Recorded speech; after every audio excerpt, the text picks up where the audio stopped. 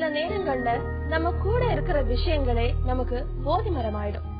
ஒரு அறைன்னு எடுத்துக்கிட்டா அதுல இருக்கிற ஜன்னல் காத்துக்கு வழி விடுற மாதிரி அன்பை காத்தா சுவாசிக்கிற ஒரு மனசு, வெக்கையை தணிக்கிற மின் விசிறி மாதிரி துக்கத்தை தணிக்கிற ஒரு மனசு, காலத்துக்கும் திண்ணமா நிக்கிற சுவர் மாதிரியான திடமான மனநிலை, கூட இருக்கும் பொருட்கள்ல இருந்து கத்துக்க வேண்டிய பாலபாடம் ஏராளம் ஏராளம். மனசால அறிஞ்சுக்க, மனசை நம்ம புரிஞ்சுக்க மனதோடு பேசலாம் வாங்க. தொடர்பு கொள்ள 0430632942 0443042277. இன்னைக்கு நம்ம நிகழ்ச்சியில பங்கேற்க மனநல மருத்துவர் சுபா சார்ல்ஸ், மனநல ஆலோசகர் வசந்தி பாபு வந்திருக்காங்க. ரொம்ப சந்தோஷம் நீங்க நிகழ்ச்சிக்கு வந்ததுக்கு. திருநெல்வேலியிலிருந்து ராஜேஷ் நம்ம கூட தொடர்புல இருக்காங்க. வணக்கம் ராஜேஷ். ஹலோ. வணக்கம் ராஜேஷ். ஹலோ, கேக்குதா மேடம்? கேக்குது ராஜேஷ், நீங்க எதை பகிர்ந்துக்க போறீங்க? எனக்கு வந்து ஏஜ் 26 ஆச்சு. ஏஜ் சரி. எனக்கு நான் வேலைக்கு எந்த வேலைக்கு போனாலும் அந்த வேலை செட் ஆக மாட்டேங்குது. வேலை எந்த பிரச்சனையும் இருக்காது, எந்த ப்ராப்ளம் இருக்காது, எல்லாம் ஈஸியா தான் இருக்கும். ஆனா என் மைண்ட் வந்து 2 நாள் வேலை பார்க்கும்போது வேற ஏதாவது வேலைக்கு போகணும் அப்படியே இருக்குது. அப்புறமா அப்படியே ஒரு 6 வருஷமா அப்படியே தான் இருக்கேன். இப்ப வந்து 1 இயரா ஃபுல்லா வீட்டுல இருக்கேன், எங்கேயுமே போக மாட்டேன், ஃபுல்லா வீட்டுக்குள்ளதான். யாரையுமே பாக்குறது பிடிக்கல. பார்க்கும்போது இந்த வேலைக்கு போகாம இருக்கிறதுனால யாரையும் பார்க்க பிடிக்கல. அப்படி யாரையுமே ஃபேஸ் பண்ண பிடிக்கல. அப்புறமா ஏதாவது ஒரு சவுண்ட் கேட்டுச்சுன்னா நெஞ்சில ஏதோ வந்து பிரஸ் பண்ணும்போது ஒரு ஃபீலிங் அந்த டைம்ல மட்டும் இருக்குது. அப்புறமா இருக்கிறதே பிடிக்கல, எதுக்கு இருக்கிறோம் சாகுறதுக்கு அப்படி எல்லாம் இருக்குது சார் மைண்டு. ஏதோ நீங்க இதுக்காக டாக்டரை பாத்தீங்களா ராஜேஷ்? இல்ல, டாக்டர் எல்லாம் நான் பாக்கல. அதான் எனக்கு டாக்டரை பாக்கணுமா, டேப்லெட் சாப்பிடலாமா, இல்ல எந்த பிரச்சனை இல்லையா, நம்மள கிளியர் பண்ணிக்கலாமா தான் இருக்கு. இத பத்தி நம்ம டாக்டர் என்ன ஆலோசனை வழங்குறாங்கன்னு கேட்கலாம் ராஜேஷ். டாக்டர் சுபா சார்ல்ஸ், ராஜேஷோட என்ன பிரச்சனை? அதாவது 26 வயசு ஒரு வாலிபன். அவர் வந்து வேலைக்கு போக முடியல. கடந்த 1 வருஷமா வேலைக்கு போகாம அவர் வீட்டுல இருக்கிறாரு அப்படின்னா அதுவே அவருக்கு ஒரு மன கவலையே உண்டாக்கும். அவர் முதல்ல சொல்றாரு, நான் போவேன், வேலைக்கு போவேன், 2 நாள் நான் வேலை பார்ப்பேன், ஆனா நைட் வந்து நான் யோசிக்கும் போது வேற வேலைக்கு போகலாமா, இந்த வேலை வேண்டாமா அப்படின்ட்டு என் மனசுல எண்ணங்கள் ஓடும். அதுக்கப்புறம் அந்த வேலைக்கு போக மாட்டேன், திருப்பி நான் ஒரு வேலைய நான் ஆசைப்படுவேன் அப்படின்னு சொல்றாரு. சோ மனசுல வந்து இங்க வந்து போக்கஸ் இல்ல. அதாவது ஒரு வேலையில நீங்க சேர்ந்துட்டீங்கன்னா மனசு வந்து ஐயோ இந்த வேலையில கஷ்டங்கள் இருக்கேன்னு பார்க்க கூடாது. இந்த வேலையில என்ன ஆப்பர்ச்சுனிட்டிஸ் இருக்கு, சம்பளம் கம்மியா இருக்கலாம், பல தொந்தரவுகள் இருக்கலாம், ஆனாலும் ஆப்பர்ச்சுனிட்டிஸ்ங்கிறது எல்லா இடத்துலயும் அப்படியே நிறைந்து இருக்குது. சோ அந்த ஆப்பர்ச்சுனிட்டிஸ புடிச்சுக்கிட்ட தெரியணும். ஒரு வேலை கிடைக்கிறதுங்கிறது ஒரு ஆப்பர்ச்சுனிட்டி. அந்த ஆப்பர்ச்சுனிட்டியை பிடிச்சது எந்த வேலையாவும் இருக்கலாம். நீங்க அங்க நல்ல செயலாற்றும் திறன் பெற்று இருக்கும் போது அது உங்களுக்கு அதுலயே நீங்க வளரலாம். சோ எந்த ஃபீல்டும் மோசமான ஃபீல்டுன்னு கிடையாது, எல்லா ஃபீல்டும் நல்ல ஃபீல்டு தான். அதுல நீங்க வேலை பார்க்க பழகி கொள்ளணும். அதுக்கப்புறம் நீங்க தாராளமா மனநல மருத்துவத்தை போகலாம். டிப்ரெஷன்ல இருக்கிறீங்க, எதுக்கு இந்த டிப்ரெஷன் இருக்குதுன்னு சொல்லிட்டு உங்க உடம்புல சத்து குறைவுகள் இருக்கா, அந்த மூளையில உள்ள சத்து குறைவுகள் இருக்கா, தைராய்டு பிரச்சனை இருக்கா, இல்ல உங்களுக்கு வேற என்னதும் ப்ராப்ளங்கள் இருக்கா. இன்னும் ஒரு ப்ராப்ளம் சொன்னாரு அவர் வந்து, எனக்கு தனியா இருக்கும்போது அவருக்கு வந்து தூங்குறதுக்கு ஏதோ ஒரு ஃபீலிங் வருது அப்படின்னு சொன்னாரு.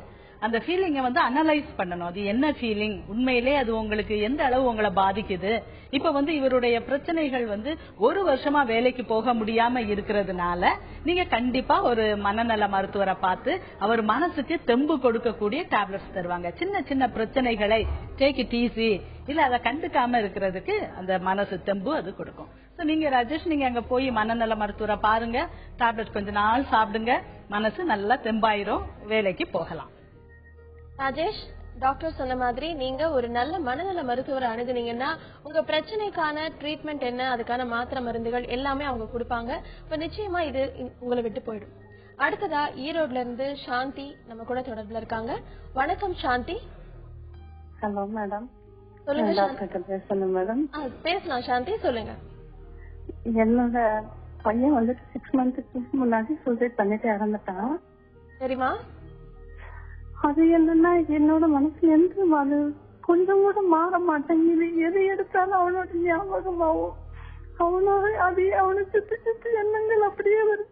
எது மேல எனக்கு ஒரு விருப்பமோ எனக்கு வேற எதை பத்தியும் தோண மாட்டேங்குது. அம்மா, உங்களோட கவலை கண்டிப்பா எங்களுக்கு புரியுதுமா. நீங்க அழாதீங்க. உங்க பிரச்சனை என்னன்னு சொன்னீங்கன்னா அதுக்கு என்ன ஆலோசனை வழங்குறாங்கன்னு நம்ம கேட்கலாம். அதுக்கு மேடம் எனக்கு எந்த வேலை செய்யணும் எது பண்ணணும்ன்ற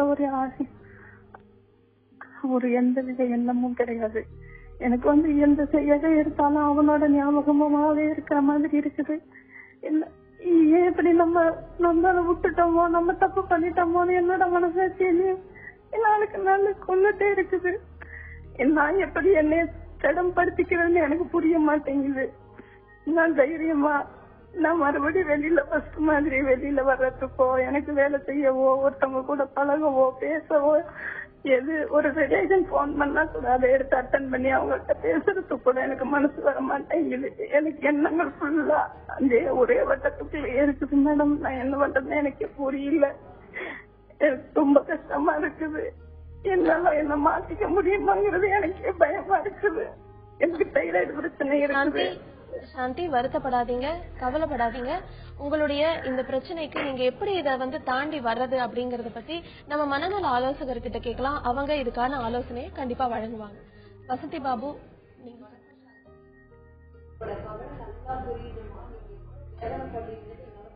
முடியுது. ஆனா அதுக்கு என்ன ரெமெடின்னு இப்ப நம்ம பாக்கணும். சாந்தி, உங்களுக்கும் கணவரும் வேற குழந்தைகள் யாராவது இருக்கிறாங்களா வீட்டுல? ஹஸ்பண்ட் இருக்கிறாங்கல்ல, வேற குழந்தைகள் இருக்காங்களா? உங்க மகன் தவிர வேற குழந்தைகள் யாராவது இருக்காங்களா? இருக்காங்க மேடம், இருக்காங்க மேடம். அப்புறம் என்ன சாந்தி, அந்த குழந்தைக்கு நீங்க ஒரு ஆதரவா அன்பா இருக்கிறீங்கன்னா, ஒரு குடும்பத்துல எல்லாமே ஒரு பெண்ணாலதான்ங்கிறது தெரியும் உங்களுக்கு. நீங்க எப்படி இருந்தா உங்க கணவரையும் உங்களை அடுத்த குழந்தை யாரு பாத்துப்பாங்க? இந்த வேதனை நிச்சயமா மறக்க முடியாது சாந்தி. புரியுது, எனக்கு புரியுது. ஆனா என்னால இது ஏத்துக்க முடியல. என்னால அது ஏத்துக்க முடியும். இப்படி ஒரு சம்பவம் நடந்துருச்சுங்கிறது என்னால இன்னும் ஏத்துக்க முடியல மேடம். இல்ல, கட்டாயம் ஏத்துக்க முடியாதுதான். ஆனா அதுல இருந்து வெளியே வர்றதுக்கு நீங்க ட்ரை பண்ணணும் சாந்தி. அத ஃபர்ஸ்ட் கோலா உங்க கணவனையும் உங்க இரண்டாவது மகனையும் மனதுல வச்சுக்கணும், சரிங்களா? அவங்களுக்கு நீங்க இப்படி ஏற்கனவே ஒரு வீட்டுல ஒரு இழப்பு இருந்திருக்குது. நீங்களும் சிக்கா அழுதுகிட்டே எந்த விஷயமும் பண்ணாம இருந்தீங்கன்னா, ஏன்னா எங்களோட பேசுறது 2 நிமிஷமே உங்க எமோஷன்ஸை கண்ட்ரோல் பண்ண முடியல. அப்படிங்கிறப்போ உங்க கணவனையும் உங்களை அடுத்த மகனையும் எப்படி உங்களால பார்க்க முடியும்? சோ இது ஒரு ஆக்சிடென்ட். இது நடந்திருக்க கூடாதது நடந்துருச்சு. ஆனா இதை விட்டு வெளியே வந்தாதான் அடுத்து உங்க குடும்பங்கிற ஒரு அழகான ஒரு கட்டுக்கோப்பான குடும்பத்துல உங்க கணவனுக்கும் உங்களோட மகனுக்கும் நீங்க தான் டானிக்கு. உங்க அன்பும் ஆதரவும் இருந்தாதான் அவங்கள கொண்டு வர முடியும். இன்னொரு இழப்பு வராம தவிர்க்கலாம். அதனால நான் இது கஷ்டம், அதை ஒத்துக்கிறேன். ஆனா நீங்கள் உங்க மனசு வச்சீங்கன்னா இதுல இருந்து வெளியே கொஞ்சம் கொஞ்சமா, நான் ஒரே நாள்ல வெளியே வர சொல்லவே இல்லை. கொஞ்சம் கொஞ்சமா வெளியே தெரிஞ்ச ஃப்ரெண்ட்ஸ பார்க்க போகலாம், இல்ல வேற யாராவது குழந்தைகளுக்கு போய் ஹெல்ப் பண்ணலாம், இல்ல அம்மா வீட்டுக்கு, ஒரு கோயிலுக்கு அப்படி போய் நீங்க கட்டாயம் இதை விட்டு வெளியே வந்துதான் எப்படி ஒரு உடம்பு சரியில்லைன்னா ஒரு மெடிசன் எடுக்கிறோமோ, ஒரு நமக்கு ஒரு ஆபரேஷன் தேவைன்னா ஆபரேஷன் போறோமோ, அதே மாதிரி இது மனதுக்கு தேவையான மெடிசன். அந்த மெடிசன் என்னன்னா வேற எதுவுமே கிடையாது. இதை விட்டு நீங்க வெளியே வரணும், வீட்டை விட்டு வெளியே வரணும். இந்த பிரச்சனையில இருந்து வெளியே வந்தாதான் உங்க கணவனையும் உங்க குழந்தையும் நல்லா கொண்டு வர முடியும். இந்த இன்சிடென்ட் ஏன் நடந்தது அப்படிங்கறத யோசிக்கிறத விட்டுட்டு இனி அடுத்து நடக்க கூடாது, அதுக்கு நம்ம என்ன பண்ணணுங்கிறத நீங்க யோசிச்சு பாத்தீங்கன்னா, இன்னைக்கு ஒரு நாள் நைட்டு படுத்து யோசனை பண்ணுங்க, அடுத்து நம்ம குடும்பத்தை எப்படி கொண்டு போகணும். அட்லீஸ்ட் அடுத்து வர அடுத்த சந்ததிகள், அடுத்து அந்த பையனுக்கு கல்யாணம் பண்ணி அந்த குழந்தைகள் வரும், அந்த குழந்தைக்கு உங்க பேரு வச்சு நல்லா வரலாம், சரிங்களா? சாந்தி, நீங்க உங்க கணவர் உங்க மத்த குழந்தைகளை நினைச்சு பார்த்து இந்த கவலையை கொஞ்சம் கொஞ்சமா மறக்க பாருங்க. நிச்சயமா அதுல நீங்க கான்சென்ட்ரேட் பண்ண ஆரம்பிச்சாலே இது கொஞ்சம் கொஞ்சமா உங்க மனசுல இருந்து குறைய ஆரம்பிச்சிடும். டாக்டர், இப்ப இந்த மாதிரி இழப்பு அப்படிங்கறது எல்லாரையுமே பாதிக்கக்கூடிய ஒரு விஷயம் தான். ஆனா சில பேர் பாத்தீங்கன்னா ரொம்ப ஒரு 6 மாசம் இல்ல 1 வருஷத்துக்கு கூட, இப்ப இவங்க மகன் சொன்னாங்க, அப்படி இல்லாம அப்பாவோ அம்மாவோ எந்த ரிலேஷனா இருந்தாலும் அத அந்த அளவுக்கு அவங்க அதுலயே ஸ்டே பண்றதுக்கு என்ன காரணம்? அதுல இருந்து அவங்க எப்படி வெளியில வர்றது? எப்படி அவங்க டிப்ரெஷன்மா, அததான் நம்ம டிப்ரெஷன் சொல்லுவோம். அதாவது இந்த தாய் பேசுறத தாங்க முடியல, அவங்க உணர்ச்சிகளை அப்படியே கொட்டுறாங்க. என்னால முடியல, அவங்களுக்கு தெரியும் நம்ம இப்படி இருக்க கூடாது, இது என் குடும்பத்துக்கு நல்லது இல்ல, என் கணவனுக்கு நல்லது இல்ல, என் மூத்த குழந்தைக்கு அடுத்த குழந்தைக்கு நல்லது இல்ல, ஆனாலும் அவங்களால முடியல. பேசும்போதெல்லாம் அழுக வருது, வாயை திறந்தாலே பிள்ளை ஞாபகம் தான் வருது, பிள்ளை ஞாபகம் அப்படியே சுத்தி சுத்தி வரும். ஏன்னா எனக்கும் ஒரு குழந்தை இறந்திருக்கு. ஓகே, சோ ஆனாலும் இது காலம் தான் இதை பதில் சொல்லணும். 6 மாசம் தான் ஆகுது. இன்னும் நாள் ஆக ஆக அந்த நினைவுகள் அப்படியே போகும். சரி, ஆனாலும் சாந்தி நீங்க கவலைப்படக்கூடாது. உங்க பிள்ளைகளுடைய நினைவு, அந்த செல்லம் உங்க பிள்ளையுடைய நினைவு உங்க மனசுக்குள்ளதான் இருக்கு. அதை உங்களை விட்டு யாராலும் எடுக்க முடியாது. அவன் உடம்பு வேணா இப்ப உங்களால பார்க்க முடியாம இருக்கலாம், ஆனாலும் அந்த நினைவுகள் பொக்கிஷம் போன்ற அந்த நினைவுகளை உங்க மனசுக்குள்ள யாராலும் எடுக்க முடியாது. நீங்க உங்க அதை நினைங்க, ஐயோ இப்படி என் பிள்ளை போயிட்டானே அப்படின்னு நினைக்கிறதோட, அந்த பையன் எப்படி செஞ்சான், இப்படி செய்வானே, இப்படி இன்டெலிஜென்டா பேசுவானே, இவ்வளவு அழகா இருப்பானே அப்படின்னு சொல்லும் போது உங்க மனசுக்குள்ள அந்த கவலைகள் இருக்கும் போதும் ஒரு சின்ன சந்தோஷம் துளிர்க்கும். அவனை பத்தி பேசணும் அப்படின்னு நினைச்சீங்கன்னா அவன் செய்த நல்ல காரியம், குறும்பு, சேஷ்டைகள், இது எல்லாத்தையும் பேசுங்க. உங்க ஹஸ்பண்ட பேசலாம், உங்க மகன்கிட்ட பேசலாம். நீங்க சொல்றீங்க யாரையுமே எனக்கு பார்க்க இஷ்டம் இல்ல, அது ரொம்ப உண்மை. வெளியே தலை காட்ட பிடிக்காது, யாரும் போன் பண்ணா ஐயோன்னு இருக்கும். ஏன்னா இந்த நினைவுகள் தான் வரும். அதனால நீங்க ஆனாலும் காலம் ஒரு நல்ல மருந்து. கொஞ்சம் நாளாக நாளாக நாளாக உங்க கஷ்டத்துல வெளியே வந்துடலாம். நீங்க உங்க மகனுக்கும் உங்க ஹஸ்பண்டுக்கும் நீங்க ஒரு ஆறுதலாவும் இருக்கணும். பிள்ளைகள் பேசும்போது அதை பத்தி பேசினா அப்படியே பேசி பேசி பேசி காயம் ஆறிடும். சரி, அதை பத்தி பேசக்கூடாதுன்னு நினைக்காதீங்க. சுத்தி உள்ளவங்களும் ஐயோ நீ இதை பத்தி பேசாத, ஏன் அழாதன்னு சொல்ல வேண்டிய தேவையில்லை. அவங்க அழும்போது அதுல பார்ட்டிசிபேட் பண்ணணும், அவங்கள லிசன் பண்ணணும். அவங்க சொல்லும் போது அப்படியா, ஓ அந்த பையன் அப்படிலாம் செஞ்சானோ, அப்படியா அப்படின்னு சொல்லி இன்ட்ரெஸ்டடா கேட்கும் போது அவங்களுக்கு அந்த காயம் மெல்ல மெல்ல ஆறும். அடுத்ததா ஹோசூர்ல இருந்து கற்பகம் நம்ம கூட தொடர்புல இருக்காங்க. வணக்கம் கற்பகம். சொல்லுங்கம்மா, நீங்க எதை பகிர்ந்துக்க போறீங்க? அந்த பையன் இறந்துட்டாங்க, இறந்து 3 மாசம் ஆகுது. சரிங்க. ஆஸ்திரேலியா இருந்துட்டாங்க, மறக்கவே முடியல என்னால. அவங்க ஞாபகமாவே இருக்கு. 3 மாசம் வீட்டு விட்டு வெளியே வர முடியல. அவங்க ஞாபகம் இருக்கு. 2வது பையன், 3 பசங்க எனக்கு, மறக்கவே முடியல. அம்மா, நீங்க உங்களோட வருத்தம், உங்களோட கவலைகள் புரியுதுமா, அழாதீங்க. நீங்க என்ன பிரச்சனைன்னு சொல்றீங்களா? எனக்கு அதேதாங்க ஞாபகம் இருக்கு, வேற ஞாபகம் வர மாட்டேன். எங்க பையன், அவன் பேர் ஜெயபிரகாஷ், 21 வயசு. அவன் ஞாபகமாவே இருக்கு மேடம். அவன் ஞாபகத்துல என்னால வெளியே வரவே முடியல. 21 வயசு மேடம். லாக்டவுன்ல 2 பசங்க போனாங்க, இறந்துட்டாங்க. அம்மா, இப்போ நம்ம அதை பத்தி தான் பேசிட்டு இருக்கோம். இதுல இருந்து எப்படி வெளியில வர்றது, எப்படி உங்க மனசை திடமா வச்சுக்கிறது அப்படிங்கறத பத்தி தான் நம்ம பேசிட்டு இருக்கோம். இப்போ இதுக்கு என்ன பண்ணலாம் நம்ம கேட்கலாம். வசந்தி பாபு, இவங்களுக்கும் அதே மாதிரி ஒரு பிரச்சனை. நாங்க இதுக்கு முன்னால அது விஷயமா பேசுறோம் நாங்க. சரிங்களா, இந்த இழப்பு நிச்சயமா ஈடுகட்ட முடியாதது. அது மாதிரி டாக்டர் ஏற்கனவே சொன்ன மாதிரி அவருடைய நல்ல காரியங்கள், அவர் செய்த விஷயங்கள் எல்லாம் மனதுல நினைச்சுக்கிட்டு நீங்க உங்க மனசை தேத்த கத்துக்கணும். உங்களுக்கு இந்த வீட்டுக்குள்ளே இருந்து அதே நினைவுகள் இருந்தீங்கன்னா திருப்பி திருப்பி அந்த நினைவுகள் சுத்திட்டே இருக்கும். உங்களால முடிஞ்சதுனால் தயவு செய்து வெளியே தெரிந்த நண்பர்கள் வீட்டுக்கு இல்ல சொந்தக்காரவங்க வீட்டுக்கு போகலாம். அப்படின்னா வேலைக்கு நீங்க போயிட்டு இருந்தீங்களா இதுக்கு முன்னால? சரி, உங்க வீட்டுல யாரெல்லாம் இருக்கிறாங்கம்மா? பெரிய பையன் கல்யாணம் ஆயிடுச்சு, வேலைக்கு போறான். மருமக மாசமா இருக்கு. உங்க வீட்டுல உங்க அந்த குழந்தைய திருப்பி பிறக்க போகுதுன்னு நினைச்சுக்கோங்கம்மா. உங்களை விட்டு பிரிந்து போன உங்களோட மகன் திருப்பி உங்க மகன் மூலமே மருமகள் வயிற்றுல இருந்து உங்க பேரனா இத பாசிட்டிவ் திங்கிங் சொல்லுவாங்க. உங்க பையனே திரும்பி வர போறான், அவங்கள விளையாட போறான். சின்ன வயசுல நீங்க எப்படி எப்படி எடுத்து வளர்த்தீங்களோ கடவுள் திருப்பி உங்களுக்கு கொடுக்க போறாரு. நீங்க அப்படிதான் நினைக்கிறீங்க. ஏன்னா உங்களோட தாக்கம் திருப்பி உங்க மகனையும் பெரிய மகனை மருமகளை எல்லாம் தாக்கும். சரிதா? இது கட்டாயமா இந்த இதுக்கு மருந்தே கிடையாதுமா. கஷ்டம், காலம்தான் மருந்து. டாக்டர் சொன்ன மாதிரி காலம்தான் அதுக்கு மருந்து கொடுக்கணும். ஆனா இதுல ஒரு விஷயம் நீங்க என்ன எடுத்துக்கணும்னா, ஒரு இழப்பு, ஒரு கதவு மூடுனா இன்னொரு கதவு திறக்குன்னு சொல்லுவாங்க. அதே மாதிரி உங்கள் மகன் இறப்பு தவிர்க்க முடியாதது, அது ஒத்துக்கிறோம். ஆனால் அது ஒரு பேரன் உருவல்ல, உங்க மகனே திருப்பி உங்களோட இருக்க போறான்னு நினைச்சுக்கோங்க. அது சீக்கிரம் நடக்கணும், நாங்களும் வேண்டிக்கிறோம். கற்பகம், வசந்தி பாபு சொன்ன மாதிரி நீங்க உங்க மகன் வந்து உங்க பேரனா பிறக்க போறாருன்னு பாசிட்டிவா நினைங்க. இது உங்களால மறக்க முடியாத கஷ்டம் தான். இருந்தாலும் கொஞ்சம் கொஞ்சமா அதை வந்து நீங்க மாத்தி உங்க பேர குழந்தை மேல செலுத்தினீங்கன்னா அது உங்களால கண்டிப்பா மறக்க முடியும். சென்னையில இருந்து லீலா தொடர்புல இருக்காங்க. வணக்கம் லீலா. வணக்கம் மேடம். சொல்லுங்க லீலா, நீங்க எதை பகிர்ந்துக்க போறீங்கம்மா? எனக்கு எதையாவது ஒண்ணு யோசிச்சேன்னா அதை மறக்கவே முடிய மாட்டேங்குது. ஒரு பிரச்சனை அப்படின்னா திரும்ப திரும்ப திரும்ப திரும்ப அதையே தான் யோசிக்கிறேன். அதாவது வந்து இந்த நியூஸ் எல்லாம் வந்து பாக்குறேன்ல, ஏதாவது டெத் ஆயிருது, அதெல்லாம் பாத்துட்டேன்னா நம்ம ஃபேமிலில எப்படி ஆயிடுமோ அப்படின்ற ஒரு பயம் வந்து எனக்கு காலையில இருந்து சாயந்தரம் வரும் ஒரு பதட்டிட்டே கொடுத்துருக்கு. உங்களுக்கு எவ்வளவு நாளா இந்த மாதிரி தோணுதுமா? அது ஒரு 5 மாசமா இருக்கு. சரி, அந்த பயம் வந்து மறக்கணும்னு நினைச்சாலும் மறக்க முடியாம நினைச்சு நினைச்சு நினைச்சு தலைவலி வந்துருது எனக்கு. உங்களுக்கு இப்ப என்ன வயசு ஆகுதுமா? 39. 39. சரி, இது உங்களுக்கு எதனால இந்த மாதிரி பயம் வருதுன்னு நம்ம டாக்டர் கிட்ட கேட்கலாம். டாக்டர் சுபா சார்ஸ். இது வந்து நம்ம மெடிக்கலா பார்த்தோம்னா, ஒரு சைக்கியாட்ரிக் வியூல பார்த்தோம்னா இது ஒரு சத்து குறைவு.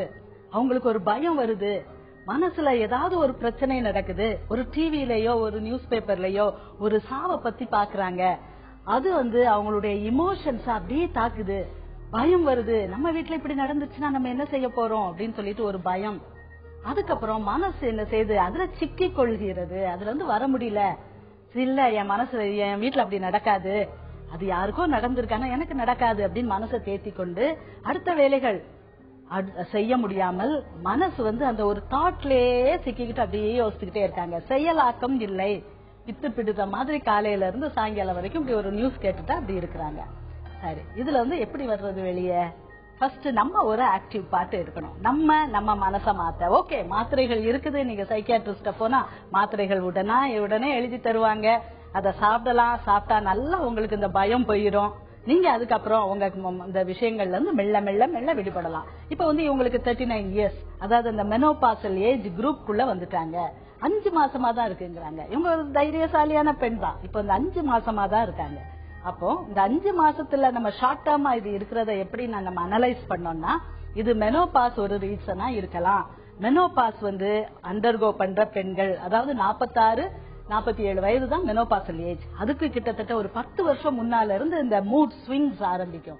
திடீர்னு ஒரு பயம் வரும், திடீர்னு ஒரு கவலை வரும், எதுக்குன்னே தெரியாது. ஹஸ்பண்ட் இருப்பாங்க, பிள்ளைகள் இருப்பாங்க, எல்லாரும் சந்தோஷமா தான் இருப்போம். ஆனாலும் திடீர்னு ஒரு அழுகை வரும்.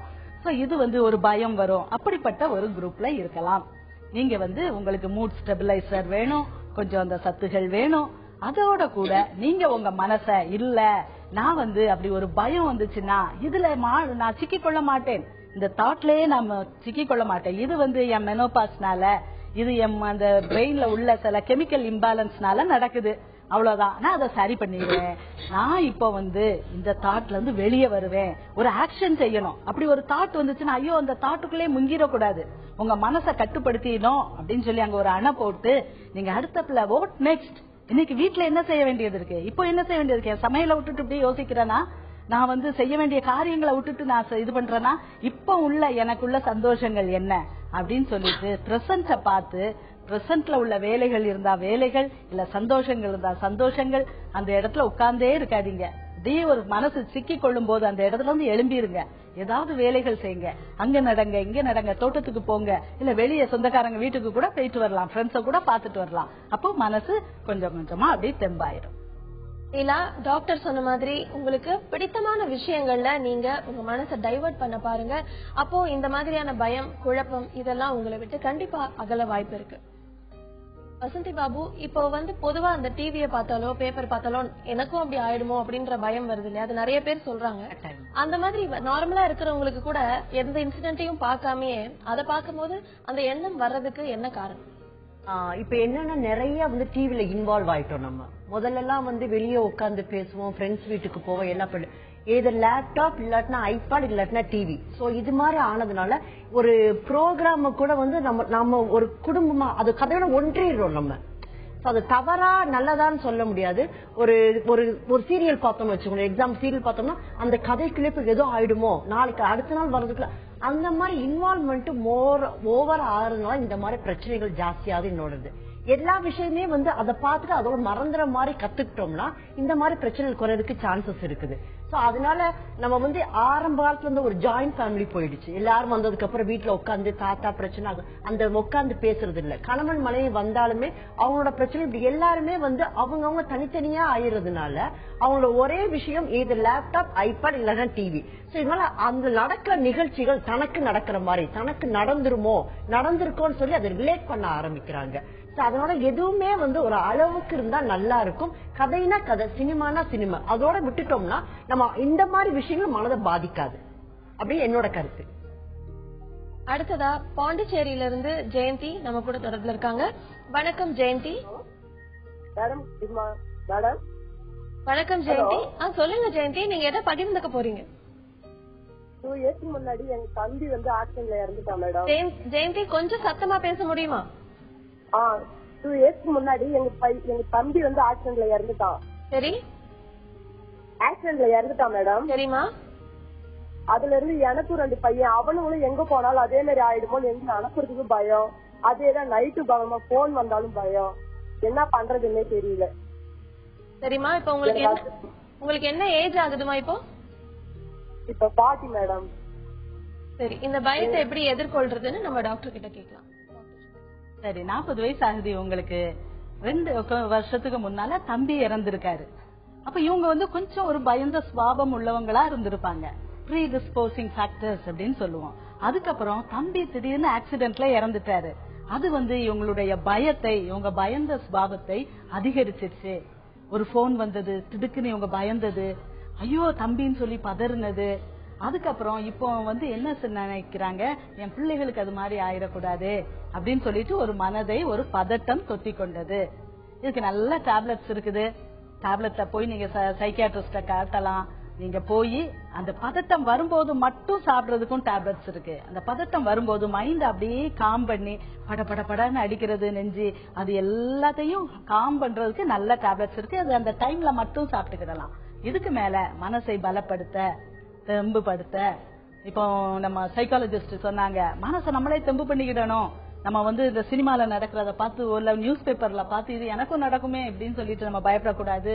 நம்ம வந்து மனசை தெம்புபடுத்திக்கிடணும் அப்படின்னு சொல்லிட்டு அந்த தெம்புபடுத்துற மாத்திரைகளை கொஞ்ச நாள் இவங்க சாப்பிட்டா நல்லது. ஏன்னா ஷீசன் மெனோபாசல் ஏஜ் குரூப் கரெக்டா அதுக்கு அவங்க டேப்லெட் சாப்பிட்டாங்கன்னா அந்த தெம்பு வந்துடும். இந்த பயந்துகிட்டே இருந்தா வாழ்க்கையை சரியா ஓட்ட முடியாது. அதுவும் ஒரு தாய் வீட்டுல வந்து ஒரு அச்சாணி மாதிரி இருக்கிறவங்களால செய்ய முடியாது. சோ நீங்க மனநல மருத்துவரை பார்த்து அதுக்குரிய டேப்லெட் சாப்பிடுங்க.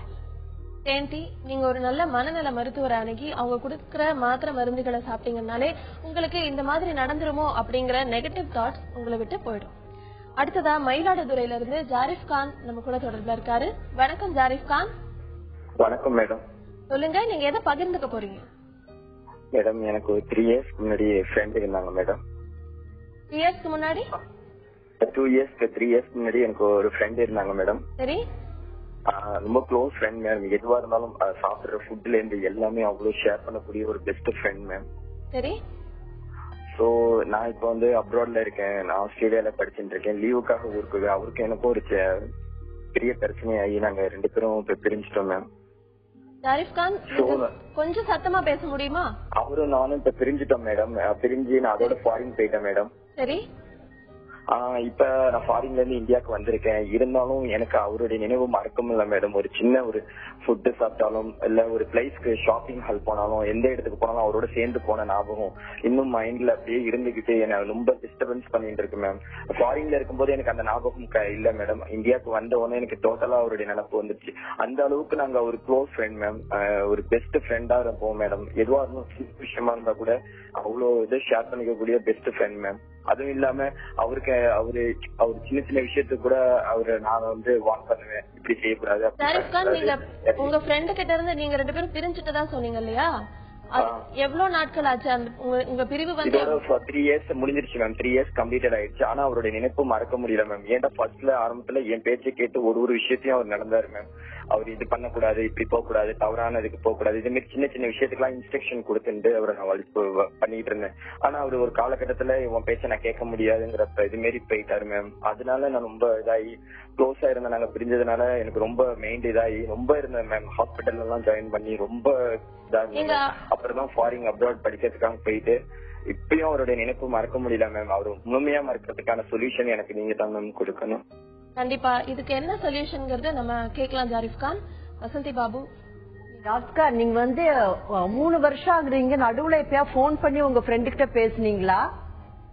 மேம் எத்தனையோ ட்ரிப் கால் பண்ணிருக்கேன். உன்னுடைய ஃப்ரெண்ட்ஷிப் தேவையில்ல, எனக்கு நீ மாம் டாடி மாரி எனக்கு ஸ்ட்ரிக்டா ஆர்டர் பண்ணிட்டு என்ன ஒண்ணுக்கும் நீ இன் பண்ற, எனக்கு இது பிடிக்கல, எனக்கு இதே மாதிரி பண்றது, நான் தவறான வழியில போன்னு நீ எப்படி நினைக்கலாம், நான் போக மாட்டேன், என் மேல நம்பிக்கை வைக்காம இருக்கு. அப்படி அவரு ஃப்ரெண்டுங்க சேர்ற ஃப்ரெண்ட்ஸ் எல்லாம் தவறான ஃப்ரெண்ட்ஸ் மேம். அதனாலதான் அவரு தவறா போயிடக்கூடாதுங்கிறதுக்காக எப்போதும் நம்மள்கிட்டயே இருக்கணும், நம்ம சொல்றதை கேட்கணும், அப்படித்தான் மேம் நான் நினைச்சேன். நான் செஞ்சது தப்பு தான், அந்த சின்ன விஷயம். ஆனா அவர் மேல அந்த அளவுக்கு நான் க்ளோஸா இருந்தேன் மேம். இன்னும் அவரை மறக்க முடியல மேம். இப்ப நீங்க சொல்றது நல்லா புரியுது ஜாத்கான். உங்க ஃப்ரெண்ட்ஸுக்குள்ள 2 பேருக்கும் நம்பிக்கை இருந்திருக்கணும். அவருக்கு என்னன்னா நம்ம இவ்வளவு நல்ல ஃப்ரெண்டா இருந்தோமே, என் மேல நம்பிக்கை இல்லாம அப்படி பண்ணிட்டாருன்னு அவருக்கு வருத்தம் இருந்திருக்கலாம். ஆனா இன்னொன்னு சொல்றேன், இவ்வளவு நல்ல ஃப்ரெண்ட்ஷிப்ல அவரும் உங்களை மாதிரியே ஃபீல் பண்ணிட்டு தான் இருப்பாரு. உங்களையும் மிஸ் பண்ணிட்டு ஒவ்வொரு சாப்பிடுறப்போ, ஒரு ஷாப்பிங் காம்ப்ளெக்ஸ் போறப்ப, ஒவ்வொரு சின்ன சின்ன விஷயங்கள் பண்றப்போ உங்க ஞாபகம் இருந்துட்டே தான் இருக்கும். நீங்க இதுல 2 விஷயம் பண்ணலாம். அவங்க பேரண்ட்ஸ் கிட்ட பேசி நீங்க அவங்ககிட்ட போய் நீங்களே நேரா போய் பேசி பார்க்கலாம். ஏன்னா அவருக்கும் அந்த ஏக்கம் மனசுக்குள்ளே இருந்துட்டு இருக்கலாம், ஐயோ நம்ம ஃப்ரெண்டு வர மாட்டானா, அவ்வளவு தூரம் போயிட்டான், நம்மள பார்க்க மாட்டானா அப்படின்னு சொல்லிட்டு. இன்னொன்னு, ஃப்ரெண்ட்ஷிப்குள்ள எப்பயுமே வேணாங்கிற விஷயத்த கண்டிப்பா ஓவர் ரூல் பண்ணி சொல்லவே கூடாது. கூட கூப்பிட்டு உட்கார வச்சு, ஏன்னா ஒருத்தர் பழகுறவங்க தவறு தப்பானவங்கன்னு சொன்னா அவங்களுக்கு பிடிக்காது. கொஞ்சம் அவங்கள முன்னால போக விட்டு அவங்களா புரிய வச்சுக்கணும். பாரு, அந்த நட்பு சரியான நட்பு கிடையாதுன்னு சொல்லிட்டு அவங்களா புரிந்து வந்தால்தான் அவங்க அடி வாங்கி வந்தாதான் அந்த வழி தெரியும். சோ நடந்து போனதெல்லாம் மறந்துடுவோம். நீங்க இப்ப நம்ம போய் பாக்குறதா, நம்ம பேசுறதா அப்படின்னு யோசிக்காம நிச்சயமா உங்க ஃப்ரெண்டோட மனசுல இந்த எண்ணம் ஓடிக்கிட்டே இருக்கும். ஏன்னா இத்தனை ஃப்ரெண்ட்ஷிப், இவ்வளவு ஒரு வலிமையான ஃப்ரெண்ட்ஷிப் இருக்கிறப்ப அவருக்கும் அந்த தாக்கம் இருக்கும். நீங்க அவரு பேசாம போனாலும் பரவாயில்ல, உங்களை இன்சல்ட் பண்ணாலும் பரவாயில்ல, அவங்க பேரண்ட்ஸ் மூலமோ இல்ல ஃப்ரெண்ட்ஸ் மூலமோ போய் நேரா பார்த்து ஒரு ட்ரை பண்ணுங்க. ஒருவேளை இந்த பேசுற ட்ரை ஒரு தடவை ஃபெயிலியர், நெக்ஸ்ட் டைம் கிளிக் ஆகலாம். அப்ப நீங்க 2 பேரும் 3 வருஷத்துக்கு மேல எவ்வளவு சந்தோஷமா இருந்தீங்களோ அதே மாதிரி இருக்கலாம். அதனால தயவு செய்து விடாம, ஒரு ஈகோ பார்க்காம, ஒரு இன்சல்ட் பத்தி நினைக்காம உங்க ஃப்ரெண்ட்ஷிப்பை திருப்பி புதுப்பிச்சுக்கிறதுக்கு ட்ரை பண்ணுங்க. சக்சஸ்ஃபுல்லா இருக்கும். ஜாரிஃப் கான், வசந்தி பாபு சொன்ன அறிவுரைகளை எடுத்துக்கோங்க. நிச்சயமா உங்க ஃப்ரெண்ட போய் நீங்க மறுபடியும் பாருங்க. நீங்க 2 பேரும் பழையபடி பேட்ச் பாறதுக்கான வாய்ப்பு கண்டிப்பா இருக்கு. சென்னையில இருந்து நிஷா தொடர்புல இருக்காங்க. வணக்கம் நிஷா. ஹலோ. வணக்கம் நிஷா, நீங்க எதை பகிர்ந்துக்க போறீங்க? நான் 17 years old, இப்போ 12th முடிச்சிருக்கேன். சரி. நான் படிச்சது கேர்ள்ஸ் ஸ்கூல் தான். பட் ஸ்டில் எனக்கு கேர்ள்ஸ் கிட்ட அட்டாச்மெண்ட் இல்ல. லைக் எப்படி நான் ஃபீல் பண்றேன்னா, அவங்க கிரிட்டிசைஸ் பண்றாங்க என்ன, ஒரு சின்ன விஷயம்னாலும் லைக் என்ன ரொம்ப கிரிட்டிசைஸ் பண்றாங்க. பட் இந்த பாய்ஸ் கிட்ட ஓவர் அட்டாச்மெண்ட் இருக்குது. ஃப்ரெண்ட்லியா இருக்கேன், கம்ஃபர்டபுளா இருக்கேன். சோ வெளியில போறதா இருந்தாலும் கேர்ள்ஸ் அண்ட் பாய்ஸ் கூட எல்லாம் வெளில போவோம். பட் வீட்டுல ரொம்ப ரெஸ்ட்ரிக்ட் பண்ணதுனால எனக்கு ரொம்ப லைக் கோவம் வருது, எல்லாம் போட்டு ஒடிச்சிடுறேன். ஐ மீன் யாராவது அடிச்சாங்கன்னா, அம்மா அடிச்சா கூட திருப்பி அடிச்சிடுறேன். அண்ட் அந்த மாதிரி எனக்கு ஓவர் கோவம் வருது. நான் முன்னாடி ட்ரீட்மெண்ட் எடுத்துட்டு இருந்தேன், டேப்லெட்ஸ் போட்டுட்டு இருந்தேன். அது எடுத்தும் இப்போ நடுவுல விட்டுட்டேன் நானு. அது ஸ்டில் எனக்கு கோவம் வருது. இப்போ ரெஸ்ட்ரிக்ட் பண்ணதுனால சாட்டர்டே லைக் செல்ஃப் ஹார்ம் பண்ணிக்கிட்டேன். அண்ட் அது எனக்கு சில டைம்ஸ் தோணுது, ஏன் தான் நான் இருக்கணுமோ அப்படின்லாம் தோணுது. அவங்க நான் என்ன எக்ஸ்பெக்ட் பண்றேன்னா, பேரண்ட்ஸ் கிட்ட அவங்க எனக்கு ஏன் வெளில விட மாட்டாங்க, எல்லா கேர்ள்ஸும் அப்படிதான் இருக்காங்க, அவங்களுக்கு ஏன் புரிய மாட்டேங்குது, புரிய வைக்க ட்ரை பண்ணாலும் அவங்க புரிஞ்சுக்க மாட்டாங்க. எனக்கு என்ன பண்றது இப்போ தெரியல. சரி நிஷா, இதுக்கு என்ன பண்ணலாம் அப்படின்னு நம்ம கேட்கலாம். வசந்தி பாபு, இவங்க நிஷாவோட இந்த பிரச்சனை. நிஷா, உன் வயசுக்கு நீ சொல்றது எல்லாமே எங்களுக்கு புரியுதுமா. ஏன்னா உன் ஷூஸ்ல இருந்து பாக்குறப்போ நான் என்ன பையன் மாதிரி தானே பொண்ணுகிட்டே பழகுறேன், வெளியே போனா வந்தா என்னன்னு சொல்லி நீ நினைக்கிற. சரியா? நீ அம்மா அப்பா நல்ல வயசுக்கு நீ வர்றப்போ உனக்கு ஒரு பொண்ணு இருந்தா அப்ப அந்த பெயின் உனக்கு தெரியும். சரியா? அப்பா அம்மாவுக்கு என்ன பயனா, பேப்பர் பாக்குறோம், எவ்வளவு புக்ஸ் பாக்குறோம், ஒவ்வொரு இன்சிடென்ட்டும் பாக்குறப்ப எவ்வளவோ நடக்குது. உனக்கு தெரியும் தானே நிஷா, நீ பேப்பர் பாக்குறதானே? சோ நீ இந்த ஏஜ் வரை உனக்கு வந்து அந்த உன்னோட வயசு வந்து ஒரு ஆபத்தான வயசு. தவறான நண்பர்களோ ஆண் நண்பர்களோ பழகிட்டா என்ன ஆயிடுறது? ஒருவேளை உன்னோட ஃப்ரெண்டு நல்லவங்களா இருக்கலாம், ஃப்ரெண்டோட இருக்கிற மத்த பசங்க எப்படி இருப்பாங்க? இப்ப ரீசெண்டா நடந்த இன்சிடென்ட் கூட ஒரு ஃப்ரெண்டோட ஃப்ரெண்டுனால ஒரு ஆபத்து ஏற்பட்டு ஒரு பொருள் 4-5 நாள் குடும்பத்தை விட்டு பிரிஞ்சு அலக்களிக்கப்பட்டு வீட்டுக்கு வந்த கதை உனக்கு தெரிஞ்சிருக்கும்னு நினைக்கிறேன். தெரியுமா நிஷா உனக்கு? அதனால உங்க அப்பா அம்மா இல்ல எங்களை மாதிரி எல்லாருமே மகளை பெற்ற விற்க எல்லாருக்குமே இருக்கிற அந்த வலி பயம்தான் உங்க அப்பா அம்மாவுக்கு இருக்குது. ரெண்டாவது நிஷா, உன் மேல ரொம்ப பிரியம், உங்களுக்கு உன் மேல ரொம்ப பாசம். அதனாலதான் தன் பிள்ளை எப்படி வெளியே போயிருக்கா, அந்த பிள்ளை நல்லா கொண்டு வரணும்னு உன் மேல ஆசையை தான் காமிக்க தெரியாம காமிக்கிறாங்க. நீ இப்படி பண்ணலாம் நிஷா, நீ வந்து உன் ஃப்ரெண்ட்ஸ வீட்டுக்கு வர வைக்கலாம். வீட்டுக்கு வந்து உங்க அம்மாவே டிஃபன் பண்ணி தர சொல்லி நீங்க சேர்ந்து உட்கார்ந்து பேசலாம். வெளியே போற தனிப்பட்ட ஆண் நண்பரோட போலாம ஒரு 2 பெண் நண்பர்கள் ஆண் நண்பர்கள் எல்லாம் சேர்ந்து ஒரு குரூப்பா அப்படி போக சொல்லலாம். நீ வந்து ஒரு நாளாவது உங்க அம்மாட்ட உட்காந்து பேசிருக்கியா, அம்மா அப்பாட்ட உட்காந்து பொறுமையா பேசிருக்கியா நிஷா? நான் எல்லாம் பொறுமையா சொன்னேன். நான் கேங்கா தான் வெளியில போறதே. அது ஷாப்பிங் மால் போய் மூவி லஞ்ச் அதுதான் நான் போறது. அதாம்மா, நீ வந்து நீ குறிப்பிட்ட ஆண் நண்பர்களோட போறதான் பிடிச்சிருக்குன்னு சொல்ற, உண்மையா நிஷா? அது பிடிச்சிருக்கு சொல்ல. அட்டாச்மெண்ட் எனக்கு ஒரு சின்ன எக்ஸாம் விஷயம் கூட எனக்கு கேர்ள்ஸ் எனக்கு ஹெல்ப் பண்ண என்னோட கிளாஸ்மேட்ஸ் எனக்கு ஹெல்ப் பண்ண மாட்டாங்க. நான் இதுக்கு முன்னாடி படிச்சது கோஎட் ஸ்கூலு.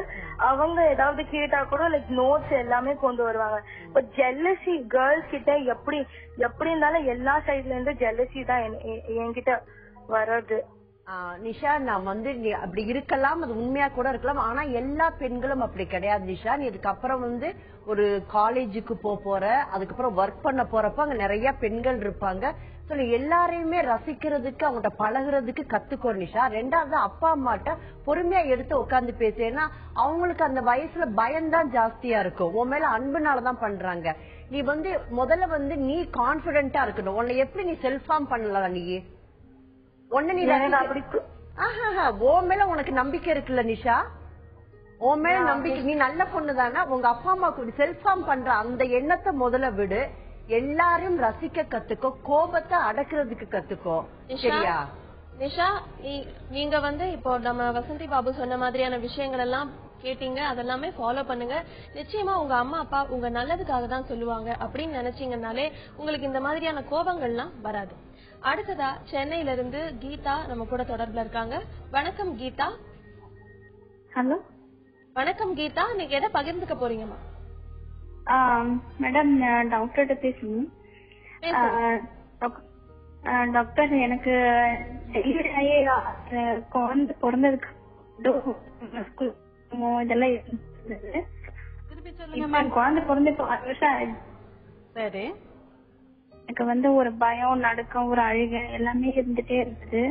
ஆனா நான் அப்புறம் ஃபீட் பண்ணிட்டு இருந்தேன். சரி, பயம், அதாவது குழந்தை பிறந்து 6 மாசம் ஆகுது. 6 மாசம் ஆகுது. இப்போ உங்களுக்கு வந்து ஒரு பயம், கவலை, நடுக்கம் எல்லாம் இருக்குது. இது கம்ப்ளீட்டா பிசியோலாஜிக்கலா இருக்கலாம். நிறைய பேருக்கு குழந்தை பிறந்ததுக்கு அப்புறம் போஸ்ட் பார்ட்டம் டிப்ரெஷன் அப்படிம்பாங்க. சோ வந்து குழந்தை பிறந்து இந்த தூக்கத்துல அதுவே ஒரு ஷாக்கு.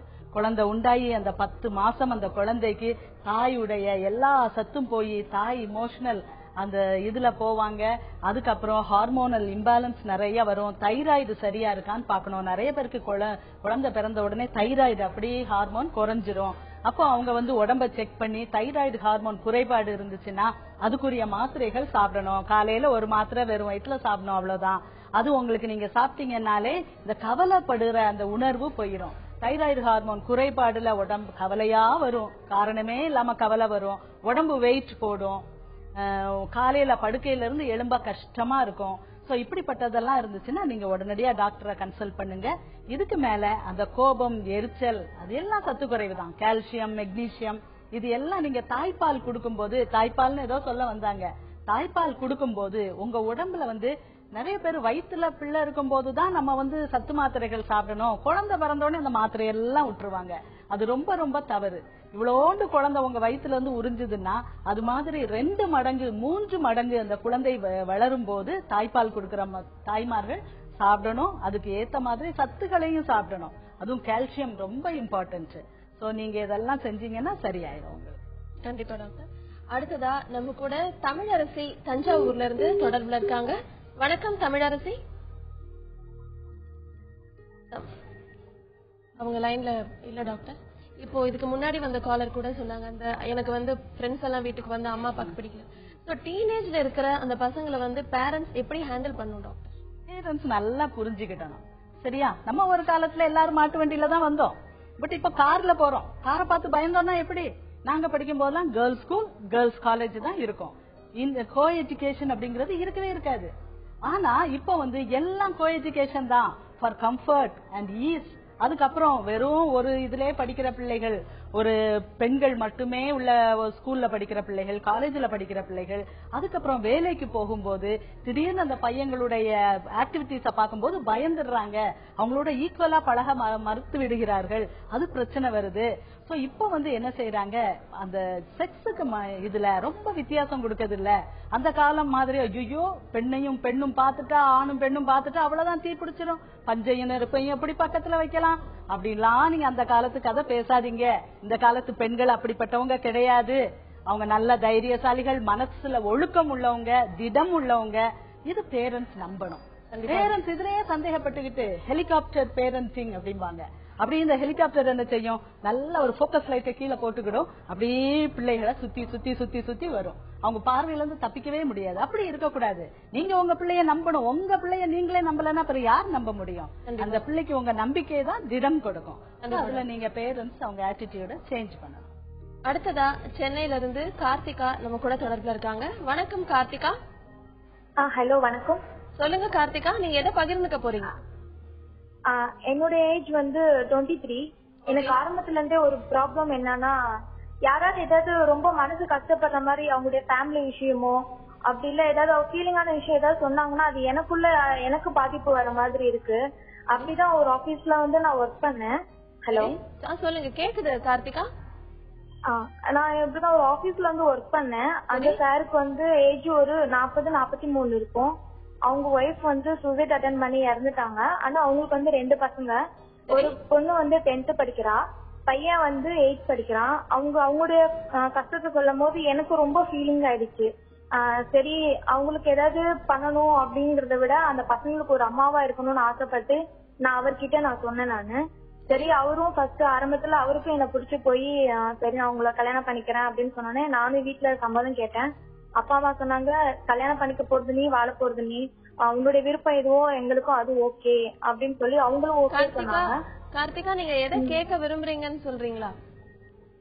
அதான் இப்ப என்னன்னா, நாங்க ஃபர்ஸ்ட் ஆரம்பத்துல அவர் எனக்கு ஓகே சொன்னாருல்ல, அப்ப நான் அவர்கிட்ட சொன்னேன் பசங்க கிட்டயும் சம்மதம் கேளுங்கன்னே அவங்களும் ஓகே சொல்லிட்டாங்க பசங்க. அதுக்கப்புறம் இடையில வந்து அவரு திடீர்னு இல்ல எனக்கு வந்து பசங்க தான், எனக்கு பசங்க வேணான்றாங்க அப்படிங்கிற மாதிரி ஒரு பிரச்சனை வந்து ஸ்டாப் ஆயிடுச்சு. இப்ப என்னன்னா அவர் கூட ஒரு 3 months நான் பழகுனேன். சரி சொல்லுங்க கார்த்திகா. வசந்தி பாபு மறக்க முடியல அவங்களால. இல்ல அது அந்த மாதிரி தான் நினைக்கிறேன், அப்படிதான் சொல்ல வந்திருப்பாங்க. கார்த்திகா சொன்ன விஷயத்துல வந்து வயது வித்தியாசம் ஜாஸ்தி. இது வந்து ஆசைங்கிறது, காதல்ங்கிறது, திருமணங்கிறது வந்து சாதாரணமா வர்றது, அனுதாபத்துல வர்றது வேற. அனுதாபத்துல வர்றது வந்து அவ்வளவு நாள் நீடிக்காது. அதனாலதான் அவரும் வந்து அந்த ஏஜ் வித்தியாசம் பார்த்திருப்பாரு, பசங்கிட்ட போய் பேசி பார்த்திருந்திருப்பாங்க. அவரோட போக்கஸ் வந்து ஏற்கனவே மனைவியை இழந்த, அதாவது ஒரு மாதிரி சாதாரணமா இல்ல வந்து அவங்க சூசைட் பண்ணி இறந்திருக்காங்க. அந்த தாக்கத்துல இருக்க குழந்தைகளுக்கு நம்ம இன்னொரு பெண்மணியை கொண்டு வந்தா, இன்னொரு தாயை ஒரு கொண்டு வந்தோம்னா இன்னும் தாக்கம் அதிகமாகும். அவரே வேணான்னு சொல்லியிருக்காரு. அதனால கார்த்திகா, தயவு செய்து இதனால உங்களோட வாழ்க்கையும் அந்த குழந்தைகள் வாழ்க்கையும் அந்த கணவர் 2ஆம் கல்யாணம் பண்ணிக்க அவரோட வாழ்க்கையும் கஷ்டப்பட வேண்டிய சூழ்நிலை. தேங்காட் அவங்க வாட்டுக்கு அவங்க வாழ்க்கையை பார்த்துட்டு போகட்டும். நீங்கள் வந்து உங்க வாழ்க்கையை பார்த்துட்டு போறதா நல்லது. ஆனா கல்யாணம் பண்ணி தான் ஒருத்தர் ஹெல்ப் பண்ணணும்னு அவசியமே கிடையாது. அந்த குழந்தைகளுக்கு படிப்புக்கோ இல்ல ஏதாவது தேவையோ வந்து நம்ம நிச்சயமா ஒரு ஃப்ரெண்டா, ஒரு தெரிஞ்சவங்களா, ஒரு உறவினரா வந்து நிறைய பண்ணலாம். திருமணம் பண்ணிதான் அது சமன்படுத்த வேண்டிய அவசியம் கிடையாது. தள்ளி இருந்து ஒரு தோழியாக அந்த குழந்தைகளுக்கு நீங்க என்னென்ன ஹெல்ப் பண்ண முடியுமோ அதை செஞ்சீங்கன்னா உங்க மனசும் ஆறுதல் படும், அந்த குழந்தைகளும் நல்லா இருப்பாங்க. கார்த்திகா, வசந்தி பாபு சொன்ன மாதிரி அந்த அறிவுரைகளை எடுத்துக்கோங்க. அது போக உங்களால முடிஞ்ச உதவிகளை நீங்க அந்த குழந்தைகளுக்கு செய்யலாம். நிச்சயமா அதை அவங்க ஏத்துக்குவாங்க. திருமணம் பண்ண முடியலையே அப்படின்னு நினைச்சு வருத்தப்படாதீங்க. டாக்டர், இப்போ நம்ம டீனேஜ் ப்ராப்ளம்ஸ் பத்தி பேசுவோம். இப்போ இன்னொரு பிரச்சனை எல்லார்கிட்டயும் என்ன அப்படின்னு பாத்தீங்கன்னா, இந்த Facebook, வாட்ஸ்அப் இதெல்லாம். சோ மொபைல்ல வந்துட்டு ஏதாவது மெசேஜஸ் வருதோ இல்லையோ அதை வந்து அடிக்கடி எடுத்து செக் பண்றது, இல்ல நைட்ல வந்துட்டு அதையே பார்த்துட்டு அது அடிக்ட் ஆயிடுற அளவுக்கு போறது. இதுல இருந்து அவங்க எப்படி அதை மீண்டு வரணும்? எப்பவுமே அடிக்ஷன் நல்லது இல்ல. அது வந்து ஒர்க்கஹாலிக்கும்பாங்க. அது வேலைனா கூட அது நல்லது இல்ல. நீங்க உங்க வேலையில ரொம்ப ஈடுபாடு காட்டுறீங்க, அதனால வந்து உங்களுக்கு மத்த இதுக்கு டைம் கொடுக்க முடியாம போகுது அப்படின்னா அது கூட நல்லது இல்ல. அப்போ வந்து இந்த செல்போன், Facebook இதுல எல்லாம் அடிக்ட் ஆகுறது நல்லது இல்ல. டைம் ரெஸ்ட்ரிக்ட் பண்ணணும், இவ்வளவுதான் நான் இது பண்ணுவேன் அப்படின்ட்டு. ஆனா அதே மாதிரி Facebook, செல்போன்ல அவங்களுடைய அந்த கம்யூனிட்டி, சோசியல் கம்யூனிட்டியில இருக்கும்போது நிறைய அவங்களுக்கு ஒரு டிப்ரெஷனை ஃபைட் பண்ற தெம்பு வருதுன்னு சொல்றாங்க. நிறைய பேர் லைக்ஸ் கொடுக்கும்போது அவங்க they feel happy. நிறைய பேர்ட்ட சரி இப்ப அம்மா அப்பா தான் பேச முடியும், வேற யாரும் இல்ல கொஞ்சம் ஃப்ரெண்ட்ஸ் பார்த்தா தான் பேச முடியும் அப்படின்ட்டு இருக்கெல்லாம் இப்ப மாறிடுச்சு. So you can write anything. உங்களுக்கு freedom of thought and expression இதெல்லாம் இருக்கு. The ability to express is very good. So இத வந்து நீங்க ஒரு கலையா வளர்க்க உங்களுக்கு தெரியணும். குப்பை எல்லாத்தையும் கொட்டாம என் மனசுல ஒண்ணுமே கிடையாது எல்லாத்தையும் நான் கொட்டிடுவேன் அப்படின்னா அது அபத்தம். எல்லாருக்கும் ஒரு சீக்ரெட் பாக்ஸ் இருக்கணும். வேண்டியதை மட்டும் தான் போடணுமே வெளிய வேண்டாத விஷயங்களை நீங்க செல்போன்ல இல்ல அந்த Facebookல கொட்டி தீர்க்கிறதுக்கு அது நல்லது இல்ல. உங்களுடைய அந்த குப்பை கூட எல்லாத்தையும் நீங்க அங்க போய் கொட்டக்கூடாது. அதெல்லாம் மனசு ஆழத்துக்குள்ள வச்சுக்கிடணும். Okay, you should learn to use all these technical inventions in a very good way. கண்டிப்பா டாக்டர். அடுத்ததா திருப்பூர்ல இருந்து சரண்யா நம்ம கூட தொடர்புல இருக்காங்க. வணக்கம் சரண்யா. ஹலோ. வணக்கம் சரண்யா, சொல்லுங்கம்மா. டாக்டர் கிட்ட பேசணுங்க. பேசுங்க. Hello doctor. சொல்லுங்கம்மா. நான் லவ் மேரேஜ் தான் டாக்டர் பண்ணேன். சரி. அவர் என்ன ரொம்ப பிடிக்கும். சரி. இப்ப கல்யாணம் ஆகி எனக்கு 3 வருஷம் ஆச்சு. இப்ப எனக்கு ஒரு பையன் இருக்கு, 8 மாசம் ஆச்சு. Very good. ஆனா அவர் ரொம்ப பிடிக்கும். ஆனா இப்ப எல்லாம் அவர் என்ன சொன்னாலும் கோவரு சரியா பேசுறது இல்ல அவரு. அதனால என்ன இப்படி இருக்காருன்னு டென்ஷன் ஆயிட்டே இருக்கு அதிகமா. ஓ சரி. அப்புறம் யாராவது ஏதாவது சொல்லு, நம்மளே பேசிட்டாலும் ஏன் இப்படி பேசுறோம், அவங்க ஏதாவது சொல்லிருப்பாங்க அப்படின்னு ஏதாவது யோசனையாவே இருக்கு. சரி. நம்ம கிட்ட சரியா பேச முடியாது, சும்மா சேட் பண்ணிட்டு ஃப்ரெண்ட்ஸ் கூட அதிகமா இருக்காரு. அதனால டென்ஷன் ஆகுது, என்ன இப்படி இருக்காரு. சரி. என்ன வயசு அவருக்கு? அவருக்கு இப்பதான் 24, எனக்கு 23. 1 year டிஃபரன்ஸ். சரி சரி. எப்படி கோவத்தை கண்ட்ரோல் பண்ணலாம்னு கேக்குறீங்களா? ஆமாங்க டாக்டர். இருந்தாலும் அவருன்னா ரொம்ப பிடிக்கும். ஆனா அவர் மேல கோவம் வருது, அதனாலதான் கேட்கலாம். சரி, ஏதோ குழப்பமாவே இருக்கு அப்படின்னு சொல்லிதான் போன் பண்ணேன். ஓ சரி. உங்களுக்கு வந்து உங்க ஆசை கணவர் கல்யாணம் பண்ணி நீங்க லவ் பண்ணி இருக்கீங்க. அதுக்குள்ள உங்களுக்கு குழந்தை 3 வருஷம் ஆயிடுச்சு. அப்ப 21 வயசுல கிட்டத்தட்ட நீங்க அவரை கல்யாணம் பண்ணி இருக்கீங்க. He is after all a boy, young adolescent. இப்பதான் டீனேஜ் எல்லாம் முடிஞ்சு வந்திருக்காரு. அதுக்குள்ள அவருக்கு ஒரு பொறுப்பு. கல்யாணம் பண்ணி இவ்வளவு நாள் நீங்க சந்தோஷமா இருக்கீங்க. உங்க அன்ப பெரும் அளவுக்கு அவர் இதுவரைக்கும் நல்லா பிளே பண்ணிருக்காரு. இப்போ ஒரு ஆசை வரும், ஐயோ நம்ம டீனேஜரா இருக்கும் போது இல்ல அந்த 21, 22 வயசுல எல்லாம் இப்ப பாக்கும்போது பசங்க எல்லாம் ஒரே ஜாலியா இருப்பாங்க. ஒய்ஃபோட போய் பிள்ளைய பாக்கணும்ட்டு இருக்க மாட்டாங்க.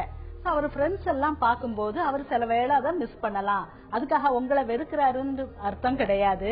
இப்போ வந்து அவர் மனசு அந்த தன்னுடைய தோழர்களுடைய அந்த கம்பெனிய விரும்புது. இதை நீங்களும் புரிஞ்சுக்கிடணும். அவர் ஜாலியா இருக்கும்போது கொஞ்சம் பிந்தி வந்தாருன்னா அவங்க கூட வெளிய டூர் போகணும், நான் தனியா போகணும் அப்படின்னு சொன்னா அதை கொஞ்சம் அலோவ் பண்ண தெரிஞ்சிருக்கணும். நீங்க வந்து அப்போ நீங்க உங்க ஃப்ரெண்ட்ஸோடயோ இந்த டைம்ல எல்லா பெண்களும் கிட்டத்தட்ட கல்யாணம் பண்ணி இருப்பாங்க. சோ உங்க கல்யாணமான ஃப்ரெண்ட்ஸோடயோ இல்ல உங்க சொந்த வீட்டுக்கோ அப்படி நீங்க அதை ஒரு அவுட்டிங்கா வச்சுக்கிடலாம். ரொம்ப பொசசிவா இருக்க கூடாது. அவங்கவுங்களுக்கு உரிய ஃப்ரீடம் கொடுக்கணும். அப்படின்னா தான் அந்த அன்பு நிலைத்து நிற்கும். நிறைய பேர் என்ன நினைக்கிறாங்க, பொசசிவ்னஸ் தான் அன்புன்னு தவறா நினைக்காங்க.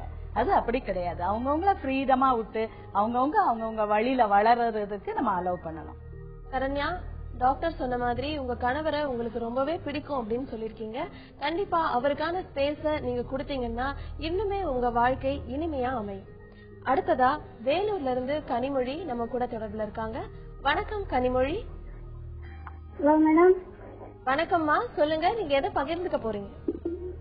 நான் வந்து இப்ப எனக்கு இந்த 1 வருஷமாவே மனசு ரொம்ப உளைச்சலாவே இருக்கு. சரி. எதை பார்த்தாலும் கோவமா இருக்கு, யாரை பார்த்தாலும் கோவமா இருக்கு. செல்போனு பைசா எல்லாத்தையும் கிழிச்சு போட்டுருவேன், உடைச்சிருவேன். உங்களுக்கு என்ன வயசு ஆகுது கனிமொழி? எனக்கு 29 வயசு ஆகுதுங்க மேடம். சரிமா. என்ன நானே நான் சித்திரவதை பண்ணிக்கிறது, கையில எதுக்கு அடிச்சாலும் நானே என்னை எடுத்து அடிச்சுக்கிறது, மிளகு பத்திய பொத்தி வச்சு என் கையில சோறு வச்சுக்கிறது, ஒழுக வைக்கிறது, எந்த ஒரு இதுமே இல்லாம தற்கொலை பண்ணிக்கலாமா, நம்ம இருக்கவே கூடாது அப்படிங்கிற மாதிரி இருக்கு. இது காரணம் என்னன்னு கேட்டா, என்னோட கணவரை சுத்தி இருக்கிறவங்க பூரா ஆரம்பத்துல நல்லா என்கிட்ட பாசமா இருந்தாங்க. இப்ப என்ன வேண்டான்னு சுத்தமாவே ஒதுக்கி வச்சுட்டு எனக்கு எந்த ஒரு போன் காலும் இல்ல, எனக்கு அம்மா அப்பா இல்ல என்னோட குறைய சொல்றதுக்கு, அண்ணன் கூட பிறந்தவங்களும் இல்ல. இப்ப சுத்திலும் நான் ஒரு அனாத மாதிரி இருக்கேன். எனக்கு என்ன செய்யறதுன்னே புரியல. தற்கொலை பண்ணிட்டு சாகலாம் அப்படின்ற 2 தடவை சூசைட் அட்டென்ட் பண்ணிட்டேன். ஆனா என்னை நானே சித்திரவதை பண்ணிக்கிறேன். என்னோட கனவு என்கிட்ட அன்பாவே இல்ல. அவங்க அம்மா அப்பா பெற்று என்ன இப்போ ஒரு வருஷமாவே ரொம்ப டார்ச்சர் பண்ணிட்டு இருக்காங்க எல்லாருமே சேர்ந்து. இதுல இருந்து நான் எப்படி வெளியில வர்றதுன்னு எனக்கு தெரியல. ஆனா மனசு உயிரோடயே இருக்கக்கூடாது அப்படிங்கறது மாதிரி மனசுக்குள்ள அவர்னால எனக்கு ரொம்ப பாசம் இருக்கு. ஆனா அவர் என்னை புரிஞ்சுக்கிறதே இல்ல. கனிமொழி, நீங்க கவலைப்படாதீங்க. நீங்க இந்த பிரச்சனையில இருந்து எப்படி வெளிவரது அப்படிங்கிற ஆலோசனைய நம்ம வசந்தி பாபு கிட்ட கேட்கலாம். வசந்தி பாபு. கனிமொழி, உங்களுக்கு குழந்தை இருக்குதா? உங்களுக்கு 2 பசங்க இருக்குங்க மேடம். உங்க குழந்தைகளுக்காக நீங்க இருக்கணும்ல கனிமொழி. நீங்க குழந்தைகள் உங்க மேல பாசமா இருக்காங்களா? அவங்களும் பாசமா இருக்காங்க. இருந்தாலும் என்னோட பசங்களை விட என்னோட கணவரை தான் எனக்கு அதிகம் பிடிக்கும். பிடிக்கும்ல. சோ உங்களுக்கு உங்க குழந்தைகளையும் பிடிக்கும், கணவரையும் பிடிக்கும் உங்களுக்கு. சரியா? சந்தர்ப்ப சூழ்நிலைனால அப்படி இருந்திருக்கலாம். நீங்க தயவு செய்து இப்படி கோபமும் ரெஸ்ட்லெஸ்னஸ், டிப்ரெஷன் வர்றதுக்கு நீங்க ஏதாவது டாக்டர் போய் பாத்தீங்களா? ஏதாவது மருந்து எடுத்துக்கிட்டீங்களா? இல்லங்க மேடம், இந்த 1 வருஷமா எந்த டாக்டரும் பாக்கல. நீங்க தயவு செய்து ஒரு டாக்டர்கிட்ட போய் நீங்க பாத்தீங்கன்னா அவங்க தகுந்த மாதிரி உங்க டிப்ரெஷன் போறதுக்காக, ஒரு மன அழுத்தம் நீங்கிறதுக்காக சில மருந்துகள் கொடுப்பாங்க. அதனால எந்த ஹார்மும் கிடையாது. அந்த மருந்தை நீங்க எடுத்துக்கிட்டீங்கன்னா, ஏன்னா நீங்க சொல்றீங்க உங்க கணவர் உங்களுக்கு பிடிக்குங்கிறீங்க, குழந்தைகளை பிடிக்குங்கிறீங்க, குழந்தைகளுக்கும் உங்களை பிடிக்கும். அப்படின்னா சின்ன சின்ன வித்தியாசங்கள் நீங்க மாறிக்கிட்டீங்கன்னா உங்க லைஃபே நல்லா இருக்கும். ஆனா தயவு செய்து நீங்க வீட்டிலே இருக்கிறவங்க ஒரு தெரிஞ்ச ஒரு மனநல மருத்துவரை போய் பார்த்து அந்த மாத்திரையை சாப்பிட்டீங்கன்னா உங்க லைஃப் நல்லா அமையும். கனிமொழி. கனிமொழி, நீங்க வசந்தி பாபு சொன்ன விஷயங்களை எடுத்துக்கோங்க. அது போக ஒரு நல்ல மனநல மருத்துவரை போய் பாருங்க. நிச்சயமா உங்களுக்கு இருக்கிற இந்த பிரச்சனை உங்களை விட்டு போயிடும். நம்ம நிகழ்ச்சிக்கு நேயர்களோட கேள்விகள்லாம் பதில் அறிவுரைகள் வழங்குனீங்க. ரொம்ப நன்றி டாக்டர் சுபா சார்ல்ஸ், வசந்தி பாபு. வாழ்க்கைங்கிறது ஒரு சைக்கிள் மாதிரி. உட்கார்ந்துட்டு ஓட்டாம இருந்தோம்னா நம்ம கீழே விழுந்துடுவோம். முன்ன செல்ல செல்லதான் பேலன்ஸும் கிடைக்கும். எதுவுமே செய்யாம இருந்துட்டு புலம்புறதுனால கீழே விழுறதை விட முயற்சி செஞ்சு முன்னேறது நம்ம பயணத்தை சீராக்கும். மீண்டும் நாளை சந்திக்கலாம், மனதோடு பேசலாம். அதுவரை உங்களிடமிருந்து விடைபெறுவது